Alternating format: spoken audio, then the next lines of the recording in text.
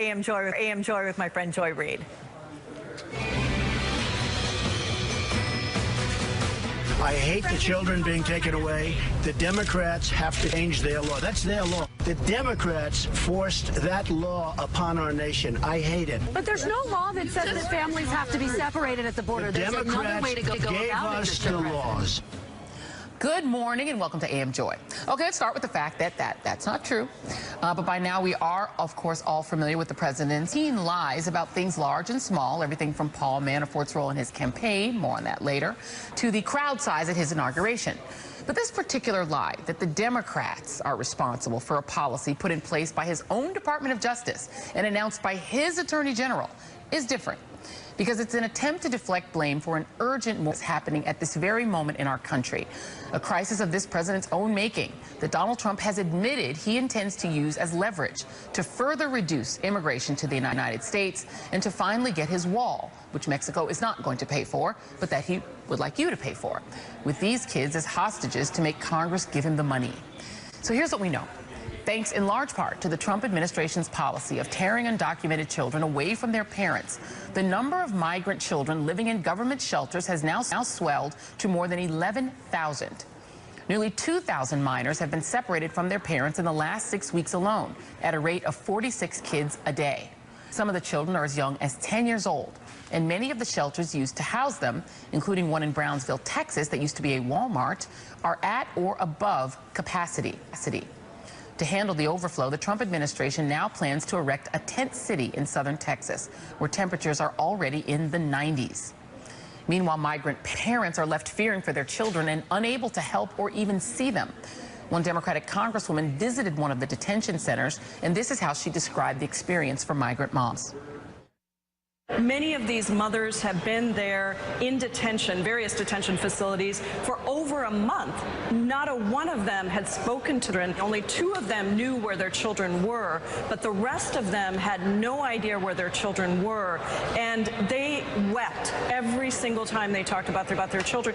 And they talked about how they were deceived, how their children were taken away from them through deceptions. The mothers were literally sitting in a room next to where the children were being held, and could hear their children screaming, could not hug them, could not explain anything to them, and just were heartbroken. Now, it bears repeating that this is happening right now, right here in America. The question is, what are we going to do about it? Let's bring in my panel. Caton Dawson is a Republican strategist. Coppier is executive director of the National Immigration Law Center. And MSNBC's Jacob Soboroff visited a detention center for child migrants in Brownsville, Texas this week, has done some incredible reporting. And so I want to go to you first, Jacob. Tell us, you know, the experience of going through that detention center and seeing these children. Were you able to talk to kids directly? Were you allowed to talk to them and get a sense of how long it had been since they'd seen their moms and dads? Yeah, I had, Joy. You were out to, frankly, and the first thing that a shelter official said to us when we went inside was, can you please smile at the kids? They feel like animals locked up in cages looked at. And it was a strange thing to say because, relatively speaking, the conditions are actually pretty good there in that Casa Padre shelter in Brownsville, Texas. Nobody's in cages, nobody's in fences. You got a ton of licensed professional social care workers and clinicians and medical care professionals, because remember, this facility opened in 2017 to deal with a phenomenon that had been happening for a long time in the United States, unaccompanied minors coming to seek asylum and refuge from Central America. The reason it's overflowing today is because of this systematic policy put into place by the Trump administration, zero tolerance to rip children apart from their families. It is a manufactured crisis. It is a self-inflicted crisis that doesn't need to be happening. And so there's 2 groups, 2 populations of migrants in this, what is really can only be called a detention facility.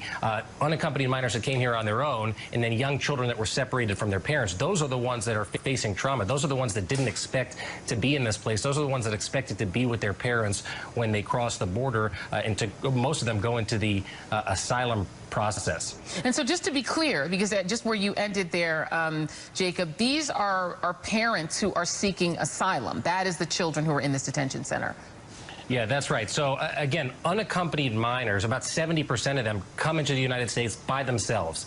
They present to the Border Patrol. They know, whether through paying a coyote who tells them or some other means, that they're going to go to a place like this. And for them, those 70% that are in that facility expect to be where they end up. The 30%, and that's a skyrocketing number in this facility, have no idea whether they were going to end up in this place. They were ripped apart by this Border Patrol policy, by the CBP policy that was put into place by the Attorney General and the President. And by the way, it's complete BS to hear the President, the Attorney General, Sarah Huckabee Sanders say there's nothing new about this, there's nothing unusual about it, or that it's the Democrats' policy. This has never, ever been done before as a systematic policy to take kids away from their parents at the rate of 100% is the goal of the Trump administration as a matter of immigration policy. It's just never been done before. It's reminiscent of Native American children being taken away from their parents, or children separated from their families at Japanese internment camps. This is not an immigration policy that we have seen before from the federal government. Yeah, and Kate, I'll come to you on this because the talking points that the RNC is sending out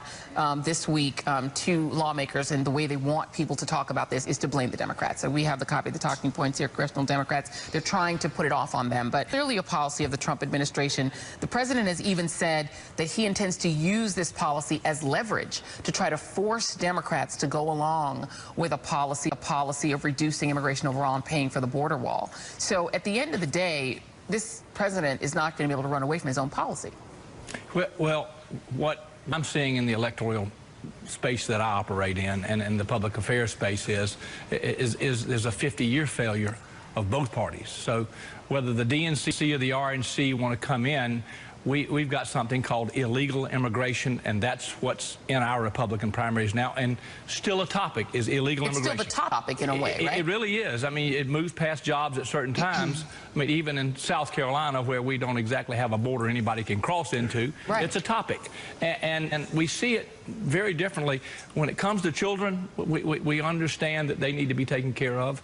We get that parents are coming here, but the key word that they're seeing electorally is they're coming here illegally. So let me ask you this question, because you know, Kate and I have to say, have been very outspoken and really pushed in trying to push your party to a more open arms toward other ethnic groups. You've done really, good work on trying to do that, particularly in South Carolina. But when you hear people, as you said, in places where there isn't even where they're not seeing this as a direct impact on but they're so passionate about this issue of keeping people out, do you read that as demographic panic, of saying we don't want those particular people here and we don't care if they take their kids? I don't specifically read it that way. I get it from especially a segment of the religious segment of our parliament is rewarding people for illegal behavior. And as they're breaking the law, and we're not upholding the law. And then again, the law is awful confused now. So I think where the president's going at one time, and I'm always not the defender of the president, is we got to force Congress to put something in cement about illegal immigration. And now the ugly face of it has now shown that we're having to take people who have come here illegally. Not having to. Trump doesn't have to. This is something they've decided to do. They don't have to do it. They're doing it because they want you and I both would come here too if we weren't here. We try to get here too. There's nobody trying to break out of our country, and everybody's trying to break in. Yeah, these are asylum seekers. These are people running from gang violence and threats, and so these are people we typically used to welcome. And we used to open all our doors to get them because we needed population. And we needed workers, we needed people from the 1920s on up. And now all of a sudden we've got this, now we see the enormity, the public's now seeing the enormity of it when you start hearing the numbers of how many children are being brought by their parents. But the numbers are not relatively high. I mean, the reality is we had a much greater influx of people from Bavaria in the 1890s and from Ireland after the potato famine in the 1840s. It really is a particular population. You didn't see it is. You did, and right in the 1920s you had the same thing. We didn't want Asians, we didn't want people coming from North Africa. It is ethnic, and I wonder if this makes you uncomfortable. I mean, I want to play, there was some great reporting, not only just by Jacob Soboroff. Chris Hayes has really been focusing on this, had Jacob on, and spoke also with a whistleblower named Antar Davison, who spoke to Chris Hayes about what it's like for staff workers. One of the LA Times reports on him, he quit his job, and he said colleagues at a government contracted detention center in Arizona had a specific request for Antar Davidson when 3 Brazilian migrant children arrived. Tell them they can't hug. The siblings, 16, 10, and 6, were distraught after being separated from their parents at the border. The children were huddled together, tears streaming down their faces, he said. Officials had told them their parents were lost, which they interpreted to mean dead. Let me let you now listen to Antar Davidson when he spoke with Chris Hayes this week.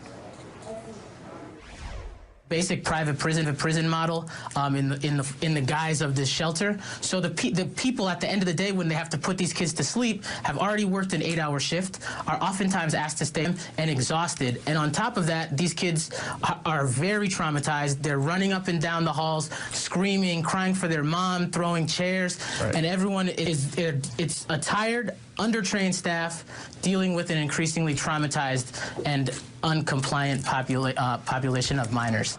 I feel like people can't understand why Republican voters and why, as you said, this largely evangelical Christian base of Trump isn't troubled by that.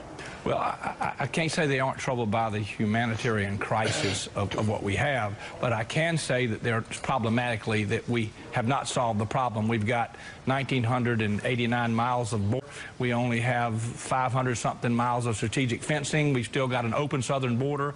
We haven't done enough to secure it, and they want that problem. And that's one of the appealing things to Trump when we had 16 candidates. Even when we had net migration from Mexico at zero. We did. It's demographic. Well, let me go to Maria Elena, because one of the other things that Chris Hayes did this week was actually to call the hotline that parents are allowed to call to try to find their kids. And this is what happened when they did that. Thank you for calling the ICE Detention Reporting and Information Line. Information you provide during this call may be transcribed and retained in our call logs. This includes names, addresses, numbers, other personal identifiers, vehicle information, and information related to criminal and immigration history.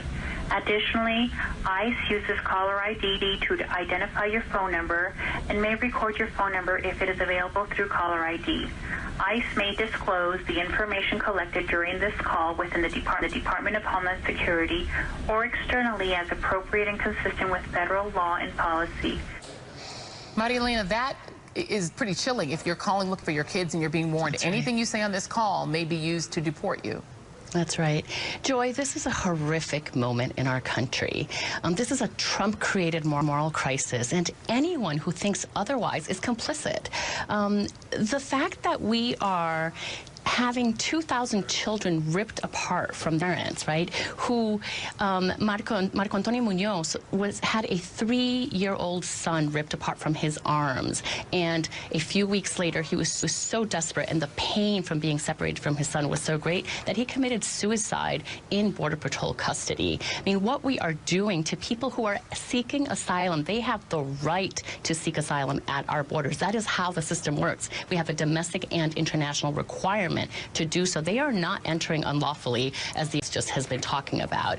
And the fact that when you as a parent are trying to find out where your children are, and the hotline number that is given to you is about reporting yourself, basically, is frankly unconscionable. And I think we as taxpayers, we're the ones who have to have a zero-tolerance policy against this administration. Yeah, and Jacob, the Daily Beast was reporting that, defense contractors are now profiting off of this surge in detentions. There's a company called MVM, and this is, according to the reporting, is perhaps better known as a security contractor for U.S. intelligence. Federal contracting databases show MVM was awarded a contract worth up to $8 over the next 5 years. In 2008, MVM lost a lucrative contract with the CIA in Iraq, for the Wall Street Journal reported, failing to provide enough armed guards. When you went down to that Texas facility, who owns it? It was a Walmart, but is this a government contractor? Is it a private company? No, and that doesn't surprise me, Joy. The majority of ICE detention centers are also run by private contractors, private prisons, essentially. The facilities where the children are run by the Department of Services and contracted out to nonprofits. So the owner of that building is a company called Southwest Key, and they're a nonprofit organization. One thing I do want to say, though, about this whole idea that this is a deterrence to people coming into the United States illegally, the U.S. government has tried this before. In 1994, there was an official Border Patrol policy called prevention through deterrence during the Clinton administration. It built the first round of walls, fencing around urban areas. And in the document, it said, we think people are either going to stop coming or end up going in more dangerous ways where they risk their lives. Well, guess what? People didn't stop coming. They went the more dangerous ways. And the number of people dying trying to cross into the United States ended up going up. What do you think is going to happen now? People are not going to declare asylum because they're scared of being separated from their children. So instead of declaring asylum, walking across the border between these ports of entry, you're going to have migrants that run from the Border Patrol with little kids in places like Arivaca, Arizona, or Ajo, Arizona, or around the Falfurrias checkpoint in southwest southern Texas. You're going to see an increase in people dying trying to get into the United States, not a decrease in people trying to enter. They're just going to try to do it a different way. It is an inhumane way to stop people from trying to come into the United States. Keaton Dawson will be back. Maria Elena Incapié, thank you very much. Jacob Soboroff, thank you very much for your excellent reporting this week. You've been invaluable as a resource to tell us what's going on down there. Thank you all very much. And up next, using religion to justify separating kids from their parents. Stay with us.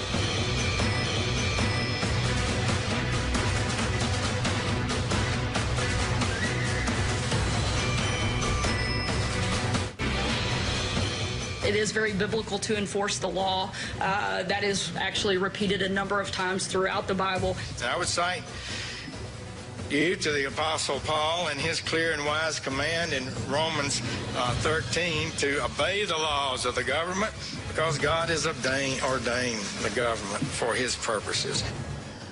Trump administration officials have turned to the Bible to try and justify separating migrant children from their parents. Now, it should come as no surprise then that Attorney General Sessions also thinks the Bible can be used to justify the cornerstone of Trump's immigration agenda. The Lord told Nehemiah when he got to come back home to Jerusalem to build a wall. That's the first thing he told him to do. He wasn't to keep people in, it was to keep bad people out.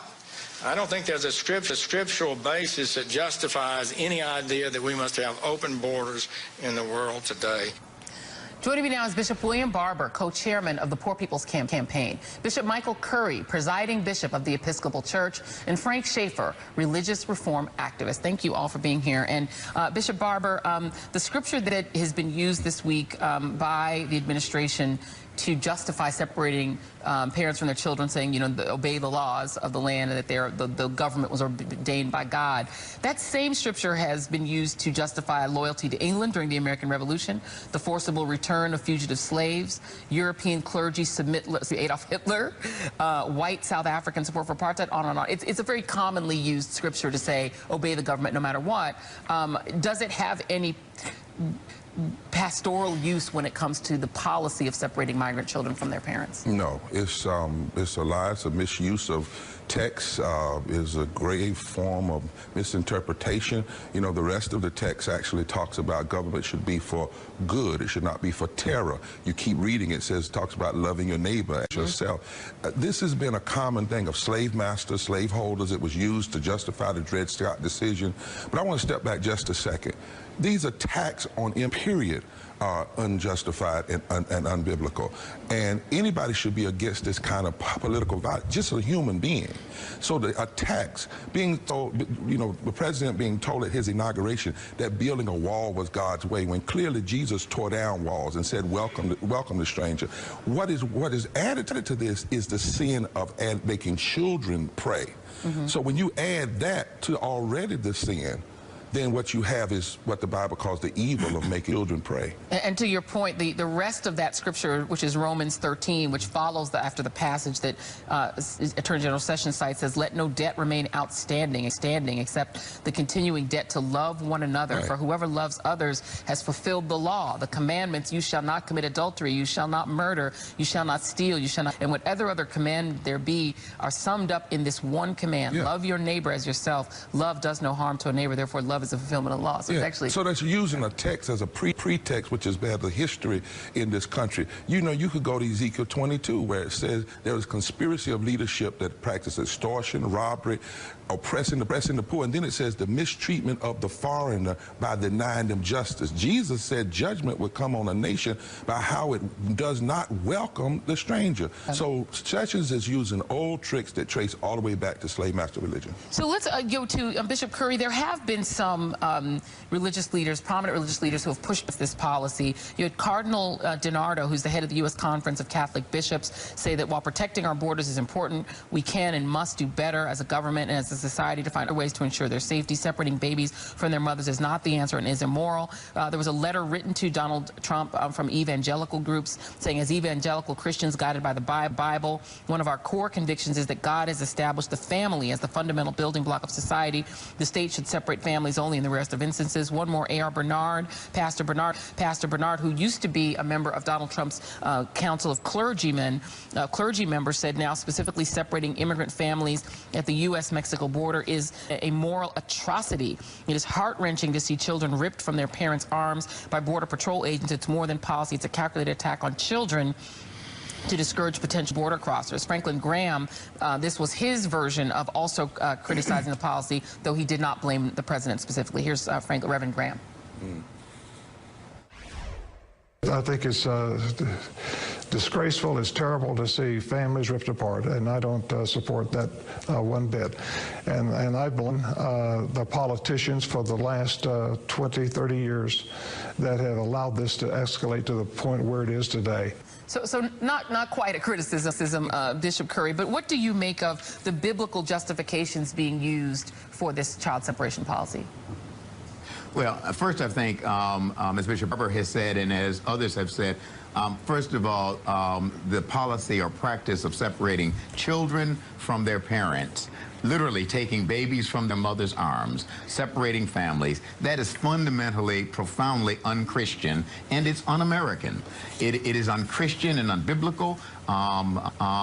First of all, St. Paul is important, but remember, for those who are Christians, Jesus is Lord. Right. And Jesus says, love your neighbor. Jesus says, your enemy. Jesus says, welcome the stranger. Jesus of Nazareth, his mother Mary and Joseph, they were refugees who fled persecution and immigrated to Egypt. So the government legitimately, or the government tried to persecute the Holy Family themselves. Jesus was executed by lawful order of the Roman Empire, of the government. It's very important to remember that love of neighbor trumps everything, and that is fundamentally Christian.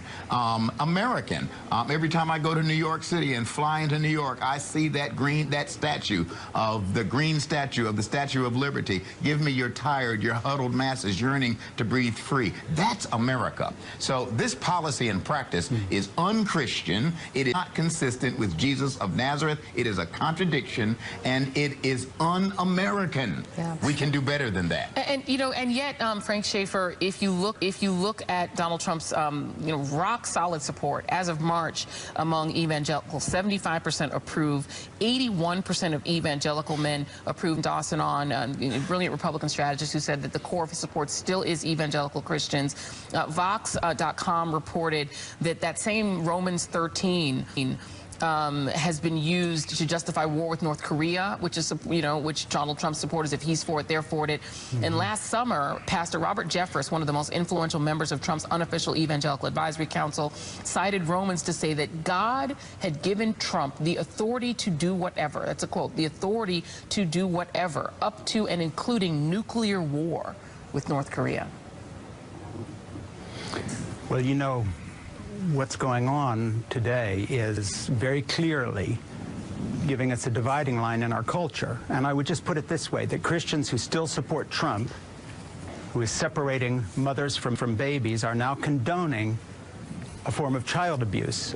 And beyond that, as a Christian, I can just say I can't think of anything that would be more Jesus-hating. This isn't just Jesus disobeying, this is Jesus hating. Everything the gospel stands for is contradicted, but there is hope.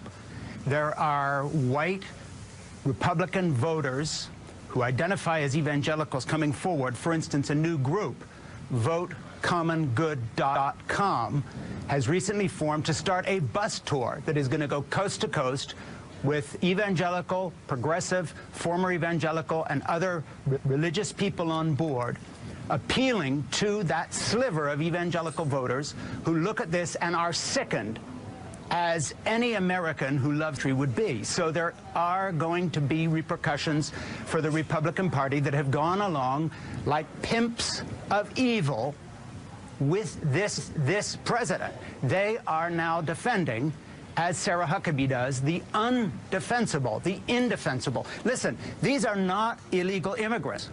These are the children of people seeking asylum, as Jews did in the 1930s from Nazi Germany. Can you imagine, as we would look back at that history, Jewish children had been ripped from their parents' arms, arriving in this country, seeking asylum, and separated from their families. It would be right up there with the incarceration and the imprisonment of Japanese people.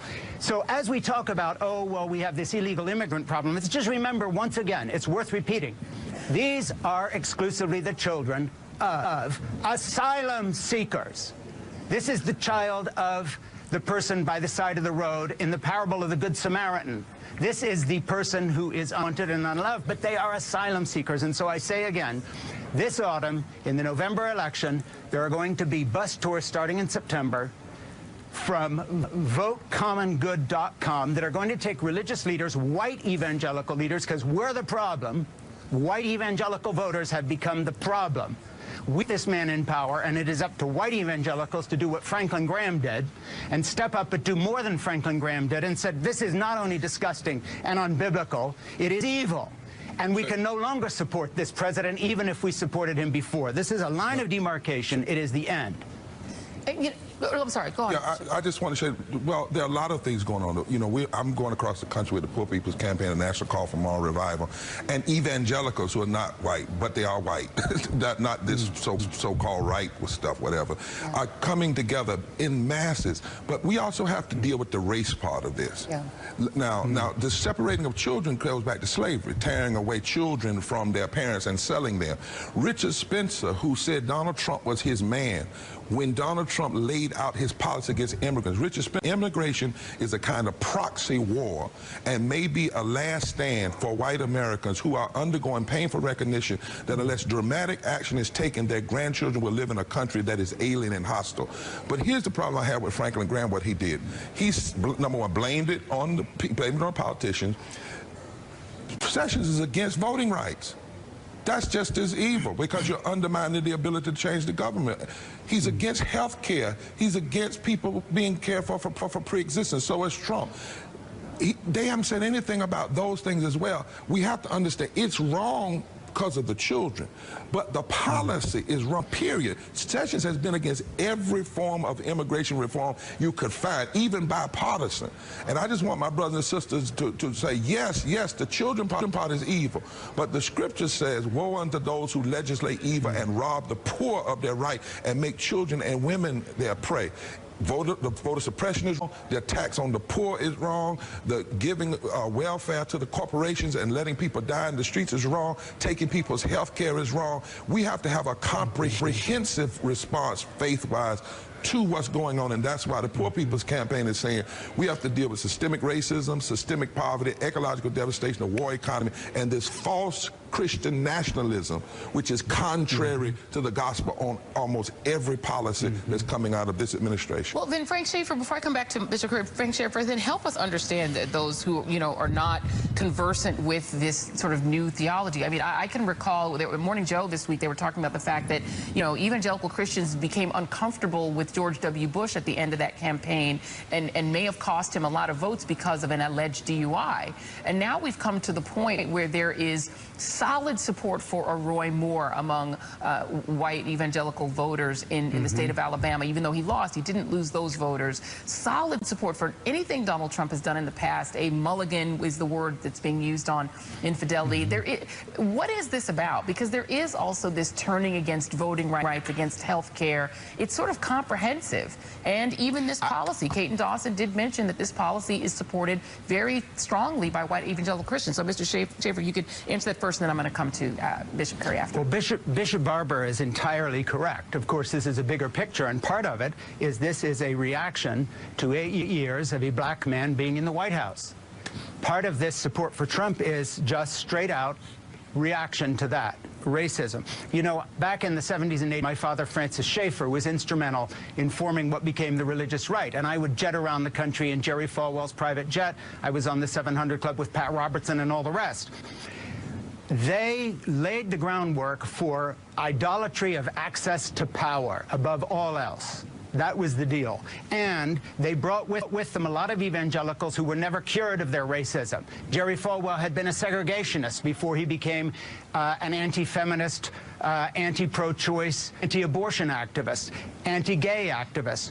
There's always a search for the next enemy that's going to help the white evangelical racist church raise money, fire up their people and make them angry, and now help them vote Republican. And I would just say about this children incarceration, maybe a line has been crossed that isn't going to change all these people's minds, but it might peel off enough votes with things like votecommon.good.com to change the election. After all, this guy only won because of 1,000 votes that could have kept him out of the White House. We only need to appeal to the conscience of a few people and just say, listen, are you trying to follow Jesus? And if you are, you have to repent of what you've done. And then to give us the how do we do that, Bishop Curry? You know, what is the message that can translate across these sort of racial and religious lines?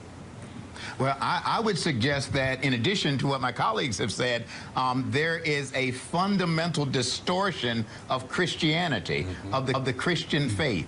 The Christian faith is grounded on and based on the teachings and the life of Jesus of Nazareth. It is interesting to me that you do not hear comments. You hear Romans 13 quoted, but you don't hear Jesus, who is the Lord for Christians. You don't hear the Sermon on the Mount, love your enemies, blessed are the poor and the poor in spirit. You don't hear Jesus' teachings, do unto others as you would have them do unto you. You don't hear Matthew chapter 25, as you did it to the least who are members of my family, you have done it unto me. You don't hear Matthew 22, love the Lord your God and love your neighbor as yourself.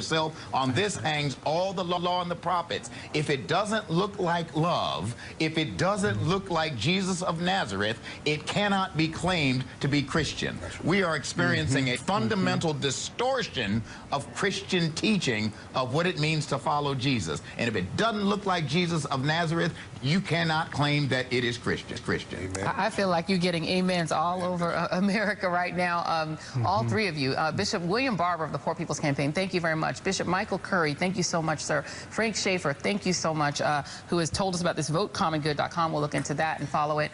Thank you very much. And as we go to break, here's today's cover of the New York Daily News, which captures the heartache. This is heartbreaking, of the young children being separated from their moms and dads at the border. As the paper says, this policy is callous, soulless, craven. That is their headline. We'll be right back.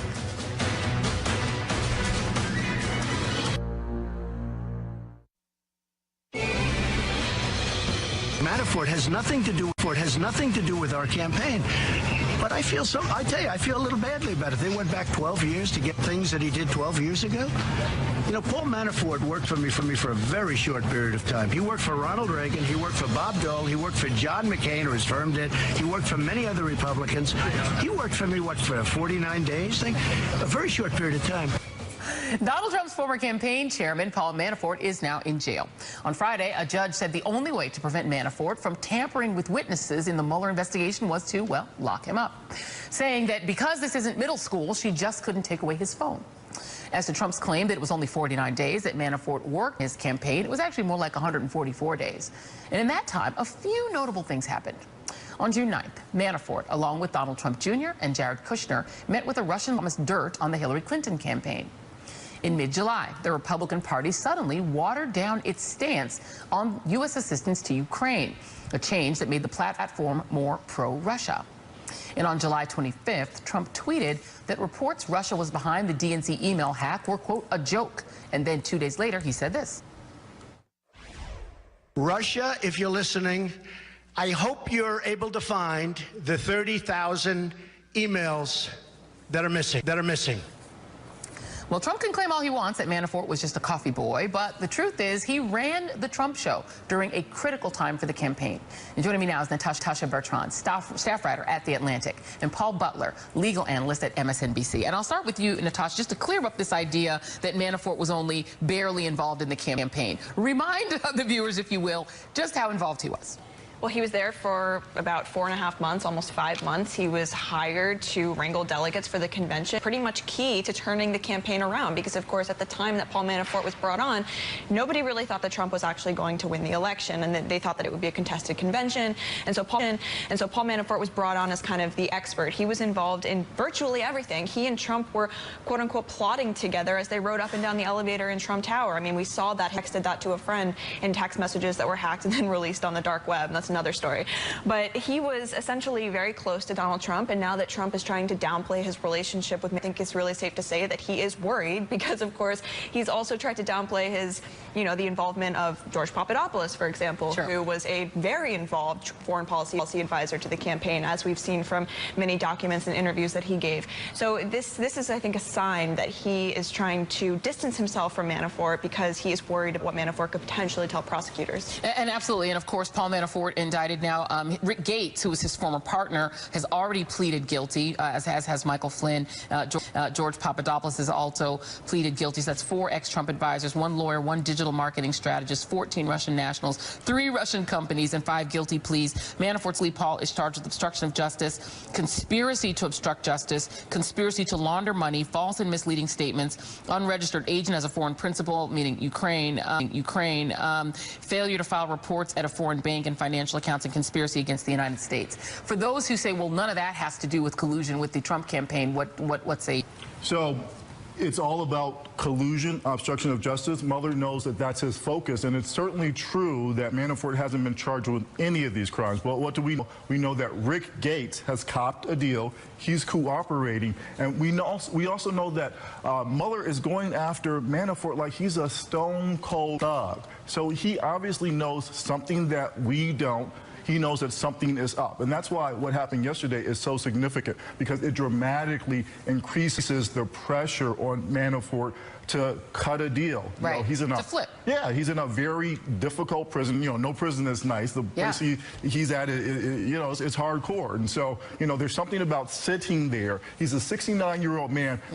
Whatever deal he works out now, he's going to do jail time. The question is whether it's a life sentence or whether it's something where he could at some point come home to his family. Does it surprise you that he hasn't cut a deal yet? It does. Again, he was the first one charged, and he's got the most serious charges. And some of them are really tough to defend. So he's going down. I don't know. Maybe it's these pardons dangling. Maybe that's, kind of what's making him hold out. Let's actually listen to Donald Trump floating the idea or just talking about the idea of pardoning Manafort and Cohen. Take a listen. Would you pardon Paul Manafort? I haven't even thought about it. What about Michael Flynn? I haven't thought about any of it. But you're not ruling it out. It certainly is far too early to be thinking about that. They haven't been convicted of anything. There's nothing to pardon. It is far too early to be thinking about it. All right, so we'll think about that for just a moment. But I want to come back to you, Natasha, on Manafort specifically. The other thing he did in that list of things, he also picked Mike Pence. He handpicked Mike Pence, pushed for Mike Pence to be the vice president so that, Mike Pence, who, should Donald Trump, let's say, in theory, be impeached in place, Mike Pence would be president. And he was very influential in doing that. He's also a former business partner of Roger Stone. But interestingly enough, he also, in his dealings with Yanukovych, the president of Ukraine, the person he pushed to get in, that happened to be an administration, a regime that was anti-EU, broke with the EU, and was very pro-Russia. So is the thinking maybe around Trump world that there's also a theme here in the things that Manafort has done in the past, that they tended to help Russia, tended to hurt the EU? And I think this is why when Gates decided to cooperate with prosecutors, the reporting was that the prosecutors didn't really want to know anything more about Paul Manafort's shady business dealings. They wanted to know what Rick Gates knew about potential coordination between the campaign and Russia.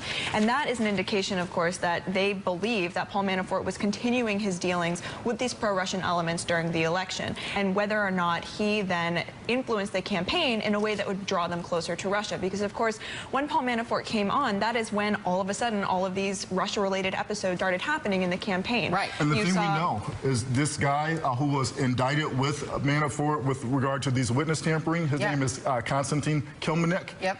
So this dude is a ex-Russian spy. People say there's no such thing as an ex-Russian spy. During the time that Manafort is running Trump's campaign, he's in constant contact with Kilmanek.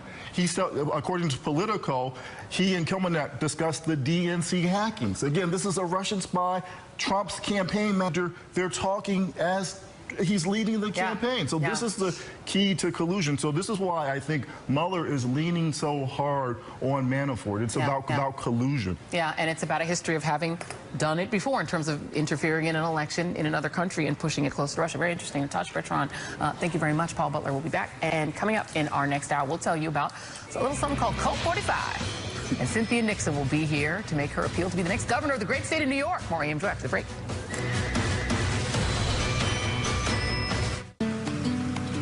This is a jungle. Rough and bumpy skin is on the back of my arms. Nothing I've ever tried worked. Gold Bond Rough and Bumpy Skin Therapy exfoliates, smooths, softens, reduces bumps 74%. I have nice, smooth skin because of Gold Bond. Ultimate Lotion, Ultimate Skin. Hi, it's me, your Sleep Number 60 Smart Bed checking in. Last night I warmed your feet so you fell asleep faster.